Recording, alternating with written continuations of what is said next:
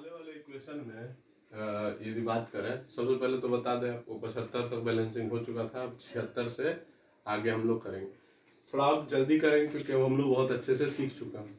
अब और उसके बाद भी यदि कहीं दिक्कत हो तो आप कमेंट बॉक्स में डालें। पहला क्वेश्चन जो है हमारा S plus HNO3 gives H2SO4 plus H2O plus NO2।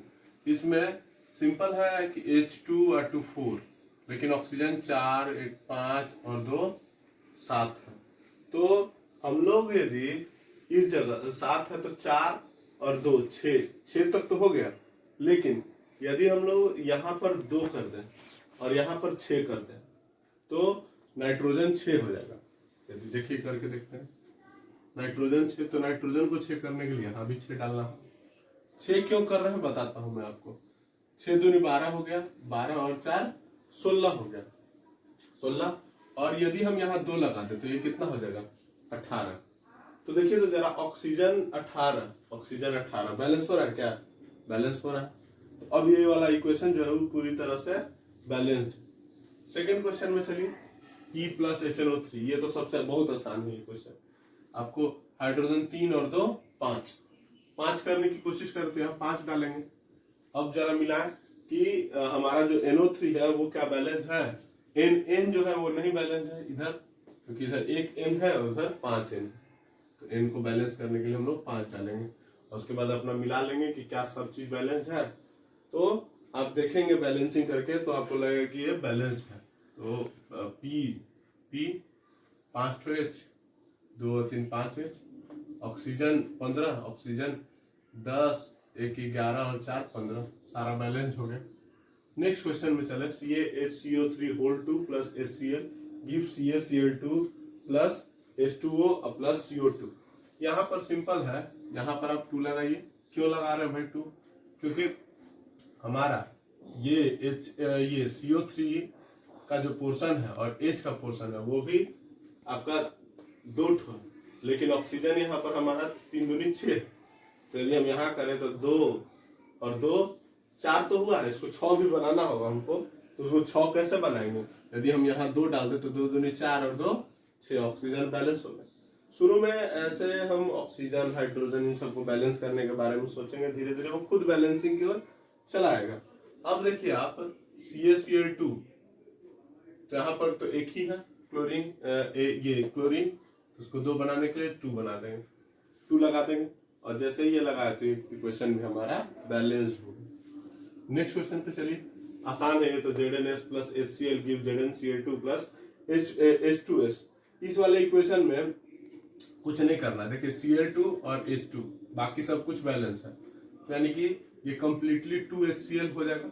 यदि इन दोनों को मिला दे तो कंप्लीटली 2HCl हो जाएगा, तो ये बैलेंस्ड हो गया। नेक्स्ट क्वेश्चन पे चलिए, Na2O plus H2O।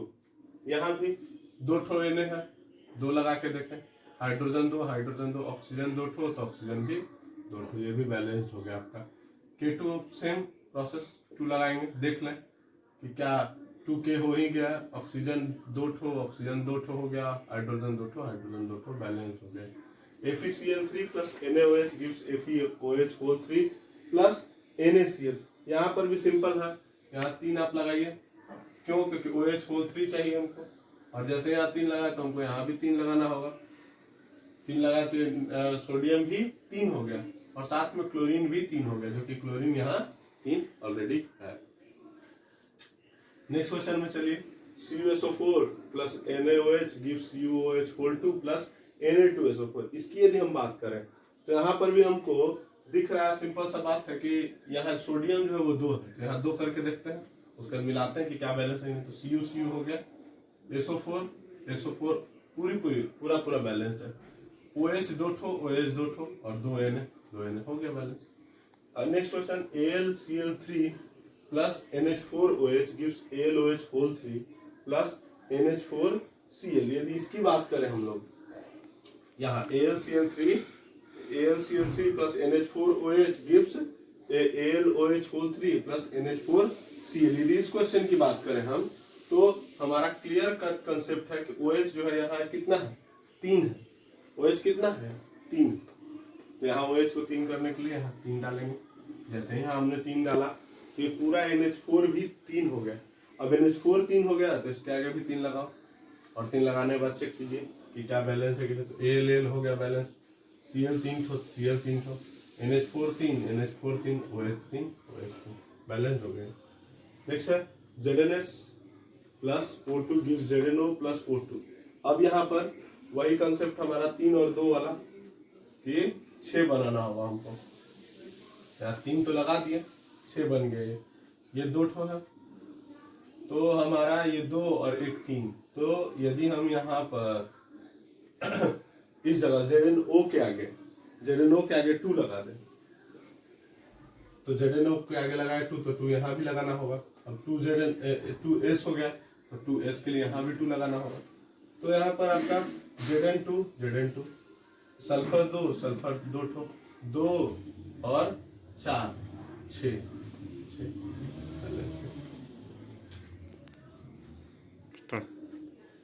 Next question, PbS plus O2 gives PbO plus आपका है PbO प्लस SO2। यहाँ पर भी 6 बनाना होगा हमको, ऑक्सीजन को 6 बनाना होगा। क्यों, मैं बताता हूँ आपको। यहाँ पर 6 बनाने के लिए 3 लगाया। यहाँ पर आपका ऑक्सीजन जो है वो 2 ठो है ना, और यहाँ PbO जो है वो 1 है। तो यदि हम यहाँ पर 2 लगाते हैं तो 2 दूनी 4, और इसके आगे यदि 2 लगाए तो 4 2 6। अब इसको 2 करने के लिए यहाँ पर सल्फर भी 2 हो चुका है तो यहाँ 2 लगा सकते हैं। यदि हम केवल सल्फर के आगे सल्फर को चेंज नहीं करते और Pb को चेंज नहीं करते किसी को भी, तो बैलेंस नहीं हो पाता। तो ये हमारा पूरी तरह से बैलेंस हो चुका है क्वेश्चन। नेक्स्ट क्वेश्चन है CaNO3 whole 2 gives CaO plus NO2 plus O2। NO2 के आगे आप 4 लगाइए। क्यों लगाएंगे बताता हूं मैं। जैसे यहाँ पर NO2 के आगे 4 लगाया हमने, गलती से अगला क्वेश्चन बन रहा था तो NO2 के आगे 4 लगा। अब N जो है वो यहाँ पर आपका कितना है, 2 ठो है, तो उसको 4 बनाने के लिए आप क्या लगाइएगा, 2। अब यहाँ 4 क्यों किए, इसके लिए थोड़ा सोचेंगे हम लोग, बताएंगे आपको क्यों किए हम लोग 4। फिलहाल हम लोग का कैल्शियम कितना हो चुका है, 2, तो कैल्शियम के आगे भी 2 लगा दिए। अब जरा देखें कि ऑक्सीजन की तरफ की क्या बैलेंस है वो, तो 2 दूनी 4, 4 3 12, 2 ऑक्सीजन, और ये हो गया हमारा 8 ऑक्सीजन 10, और 2 12। तो आपका जो ये फाइनली इक्वेशन जो हो गया वो बैलेंस्ड हो गया। इसी ढंग से ये वाला भी अब आप लोग कर ही सकते हैं। यहाँ भी सेम ट्रिक हमको करना होगा, सेम एकदम हूबहू वही चीज, 4 2 2। नेक्स्ट क्वेश्चन क्यों चले भाई, 3 2 आ गया तो 6 बनाना होगा। इसके आगे 3 लगाए तो 6 हो गया। ये क्लोरीन 6 करने के लिए यहाँ 2 लगाए, और इसके आगे भी फिर 3 दूनी 6। क्लोरीन को 6 करने के लिए यहाँ हम 2 लगाए, यहाँ क्लोरीन को 6 करने के लिए 3 लगाए। लेकिन इस क्रम में यहाँ Fe भी 2 हो गया तो Fe के आगे 2 लगा दिए। यहाँ पर Na plus Cl2 gives NaCl, Cl2 है तो Cl को 2 बनाने के लिए इसके आगे 2 लगा दिए। अब सोडियम हमारा 1 ही रह गया तो इसके आगे भी 2 लगा देंगे Na को 2 करने के लिए। Next question, Fe plus HCl gives FeCl2 plus H2, Cl2, तो यहाँ Cl को 2 बनाने के लिए इसके आगे 2 लगा। H भी कितना हो गया, 2, और अब Fe जो हमारा है वो 1 रह गया। Fe कॉमन सेम आ गया। हाइड्रोजन 2 ठो, क्लोरीन भी 2 ठो, तो ये भी बैलेंस्ड। सब इक्वेशंस इस ढंग से बैलेंस होते जा रहा है। ये क्वेश्चन सबसे पहले यानी कि डॉट डाल करके ये होता है, इसको बोलते हैं, ये जो वाटर मॉलिक्यूल है इसको बोलते हैं वाटर ऑफ क्रिस्टलाइजेशन। मतलब ये कैसा सॉल्ट है, ये सल्फेट है, सॉल्ट है, तो ये कैसा सॉल्ट, हाइड्रेटेड सॉल्ट, मतलब पानी, इसके अंदर पानी के मॉलिक्यूल्स पाए जा रहे हैं। सिंपल है ये इक्वेशन। ZnSO4 तो है, H2O कितना मॉलिक्यूल है, 7, तो 7 इसके आगे लगा दिया, हो गया बैलेंस। नेक्स्ट है KNO3 gives KNO2 plus O2। यदि इसमें हम बात करें तो इसके आगे आप 2 लगाइए तो 2 दूनी 4 और 2 6। ऑलरेडी वही 3 2 का concept 6। Next question, C2H2 plus CO2 gives CO2 plus H2O। इस क्वेश्चन में भी हमारा इसके आगे 2 लगा तो ये 4 हो जाएगा। अब 4 तो ये हो गया, लेकिन यहाँ पर जो आपका कार्बन डाइऑक्साइड है इसको भी 4 करने के लिए हम 4 लगा।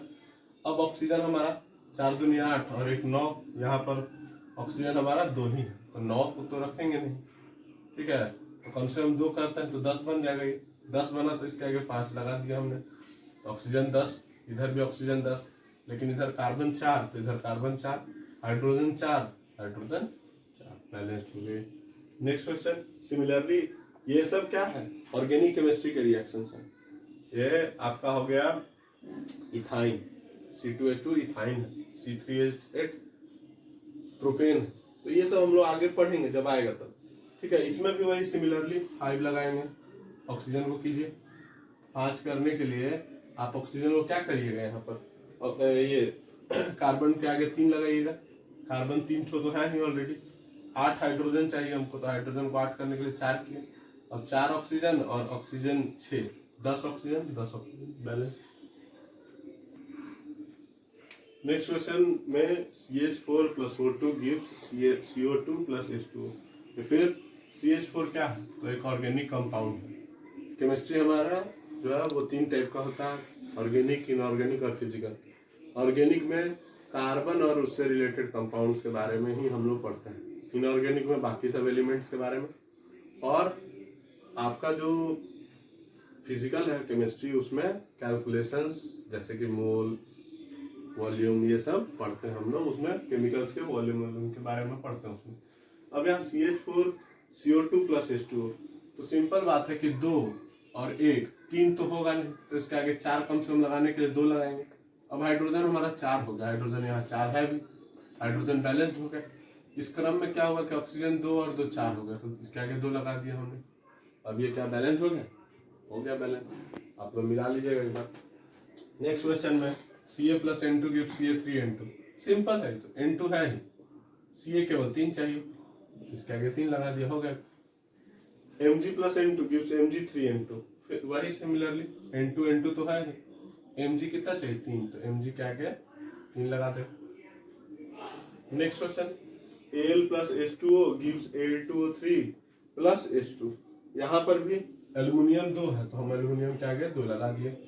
अब ऑक्सीजन हमारा 3, तो ऑक्सीजन क्या गया, यहाँ ऑक्सीजन को 3 करने के लिए 3 लगा, लेकिन हाइड्रोजन 6 हो गया, 6 करने के लिए इसके आगे भी 3 लगा देंगे। नेक्स्ट क्वेश्चन चलिए, Al + HCl gives AlCl3 + H2, यहाँ पर वही 3 और 2 का कंसेप्ट हम लोग को याद है, 6 करना होगा तो 2 लगाया हमने, तो 6 लगा देते हैं यहाँ। एल्युमिनियम इस क्रम में 2 हो गया, तो एल्युमिनियम 2, और हाइड्रोजन यहाँ पर कितना हो गया 6, और लेकिन हाइड्रोजन यहाँ पर 2 ही रह गया, क्या क्या 3 लगा देंगे। इस प्रकार से हमने अभी वीडियो में 100 क्वेश्चंस किए, 100 क्वेश्चंस हमने किया, और इन 100 क्वेश्चंस में हमने बैलेंसिंग के वेरियस तरीके को जाना। अभी आपको 100 क्वेश्चंस को फिर से एक बार बनाइए, आप जो भी 100 क्वेश्चंस आपके पास है उनको दोबारा बनाइए, कम से कम 1-2 बार आप जरूर उसको प्रैक्टिस करें, क्योंकि 2 बार 3 बार प्रैक्टिस के बाद ही वो सही होगा। और यदि आपसे कोई कहता है कि बैलेंसिंग का कोई तरीका है आसानी से मतलब कर देना, तो मुझे नहीं लगता, आगे चल के है भी, लेकिन आगे पढ़ेंगे उसके बारे में। लेकिन अभी जो है हमको मात्र एक ही हमारे पास तरीका है, ज़्यादा से ज़्यादा रिवाइज करना। हम जितने ज़्यादा से ज़्यादा क्वेश्चंस करेंगे उतना हम इसको कर सकते हैं। यदि मैं चाहता तो केमिकल इक्वेशंस जब पढ़ा रहा हूँ तो बैलेंसिंग में 10-5 बैलेंसिंग करवा के छोड़ देता है, लेकिन आपको यकीन नहीं होगा कि आपके पूरे सिलेबस का मोस्ट क्वेश्चंस नहीं, इक्वेशंस अभी आपके हाथ में, जो आपने बैलेंस किया खुद से। इससे आपको फायदा ये होगा कि आप जब आगे चल के वेरियस चैप्टर्स में जब वेरियस इक्वेशंस को देखेंगे तो इक्वेशन आपको नया नहीं लगेगा, क्योंकि उसको आपने बैलेंस भी किया और उसको देखा भी। तो यहाँ पर हमारा एक जगह से एक तीर से 2 निशाना हो रहा है, वही कहानी है कि हम लोग बैलेंसिंग भी सीख गए, और पूरे बुक का जितना इक्वेशंस था अनबैलेंस टाइप का, उसके सहारे हम लोग वेरियस चैप्टर्स के इक्वेशंस को भी देख लिए। तो हमारा ये 2 फायदा यहाँ पर दिख रहा है, और ये जब आप आगे के चैप्टर जब पढ़ेंगे तो यही सब रिएक्शन घूम फिर करके आपको मिलेगा, और तब आपको रिकॉल होगा कि अच्छा ये तो हम सर हमको बैलेंस करवाए थे। तो इस ढंग से हम लोग का बैलेंसिंग कंप्लीट हुआ। अब नेक्स्ट डे जो है वो अब बैलेंसिंग से आगे टॉपिक जो हमारा होगा वो होगा कि हम लोग इक्वेशन को और भी ज़्यादा इंफॉर्मेटिव कैसे बनाएं, और भी ज़्यादा इंफॉर्मेटिव कैसे बनाएं। इंफॉर्मेटिव बनाने के लिए हमारे पास क्या क्या हो सकता है। अभी तो हम लोग केवल लिख दे रहे हैं इक्वेशंस, बैलेंसिंग कर दिए, लेकिन इंफॉर्मेटिव क्या कि उसमें हर एक इंफॉर्मेशन हमको पता चले। रिएक्टेंट क्या है, प्रोडक्ट क्या है, कितना एटम प्रोडक्ट बना, तो एटम या मॉलिक्यूल पता करने के लिए उसको बैलेंसिंग करेंगे। चौथी बात कि हमको ये पता चलेगा कि आखिरकार जो कंपाउंड हम इस्तेमाल कर रहे हैं वो सॉलिड है, लिक्विड है, गैस है, ये पहला जानेंगे। दूसरा कि क्या वो रिएक्शन एंडोथर्मिक है या एक्सोथर्मिक। एंडोथर्मिक और एक्सोथर्मिक मैं बता चुका हूँ आपको। एंडो मतलब जिसमें हीट देना पड़े, एक्सोथर्मिक जिसमें हीट बाहर निकले। तीसरी बात हम लोग उसमें जानेंगे कि रिएक्शंस के लिए वेरियस फैक्टर की जरूरत पड़ती है, जैसे आपको कैटलिस्ट क्या है, वो है जो रिएक्शन के रेट को प्रमोट करता है। सेकेंड जानेंगे टेम्परेचर भी रिएक्शन को प्रभावित करता है, तो टेम्परेचर। थर्ड में प्रेशर भी जरूरत पड़ता है रिएक्शन। फिर चौथा में कुछ एक्स्ट्रा कंडीशन जैसे कि हीट और भी कुछ एक्स्ट्रा कंडीशंस होते हैं। तो जब भी हम एक इक्वेशन लिखेंगे और अपने सारे फैक्टर्स को, इक्वेशन के रिएक्शन के सारे फैक्टर्स को उसमें डालेंगे, तो हमारा जो रिएक्शन है वो पूरी तरह से इंफॉर्मेटिव हो जाएगा। इंफॉर्मेटिव मतलब जस्ट जैसे ही हम उस इक्वेशन को ग्लांस करेंगे तो हमको उसके हर एक पॉइंट के बारे में पता चल जाएगा। ये पता चल जाएगा कि रिएक्टेंट सॉलिड था या लिक्विड था, प्रोडक्ट सॉलिड है या लिक्विड है, कितना मॉलिक्यूल बना प्रोडक्ट, कितना एटम रिएक्टेंट का था या कितना मॉलिक्यूल रिएक्टेंट का था, और साथ में कितना ज़्यादा ये जो हमारा एटमॉस्फेयर है, एटमॉस्फेरिक प्रेशर है वो रखना है, उसमें कितना हमको टेम्परेचर रखना है। तो इन सब बहुत सारी बातों को हम लोग जानेंगे। तो फिर मिलते हैं हम लोग अगले वीडियो में।